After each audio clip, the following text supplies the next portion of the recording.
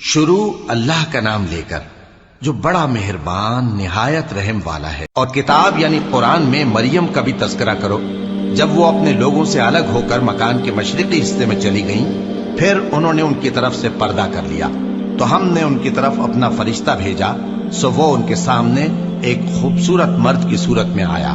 مریم بولی کہ اگر تم پرہیزگار ہو تو میں تم سے بچنے کے لیے رحمان کی پناہ لیتی ہوں۔ فرشتے نے کہا کہ میں تو تمہارے پروردگار کا بھیجا ہوا یعنی فرشتہ ہوں، اور اس لیے آیا ہوں کہ تمہیں پاکیزہ لڑکا بخشوں۔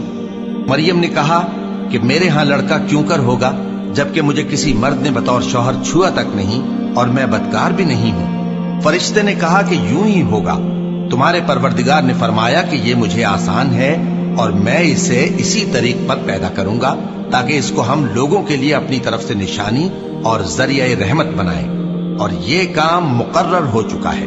چنانچہ وہ اس بچے کے ساتھ حاملہ ہو گئیں اور اسے لے کر ایک دور جگہ چلی گئیں۔ پھر درد ذہ ان کو کھجور کے تنے کی طرف لے آیا، کہنے لگی کہ کاش میں اس سے پہلے مر چکتی اور بھولی بسری ہو گئی ہوتی۔ تب ان کے ٹیلے کے نیچے کی جانب سے فرشتے نے ان کو آواز دی کہ غمناک نہ ہو، تمہارے پروردگار نے تمہارے نیچے ایک چشمہ پیدا کر دیا ہے، اور کھجور کے تنے کو پکڑ کر اپنی طرف ہلاؤ، وہ تم پر تازہ عمدہ کھجوریں گرائے گا، تو کھاؤ اور پیو اور آنکھیں ٹھنڈی کرو۔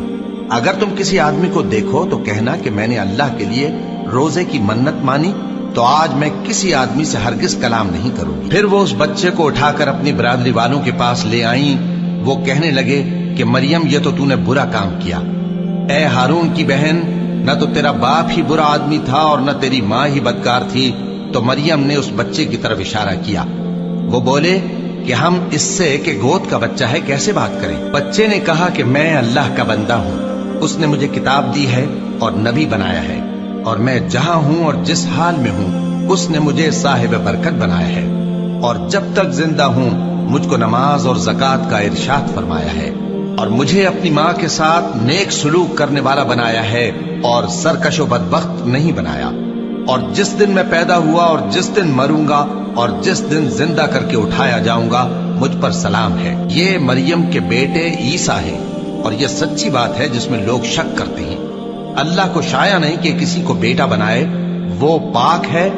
جب کسی چیز کا ارادہ کرتا ہے تو اس کو یہی کہتا ہے کہ ہو جا، تو وہ ہو جاتی ہے۔ اور بے شک اللہ ہی میرا اور تمہارا پروردگار ہے، تو اسی کی عبادت کرو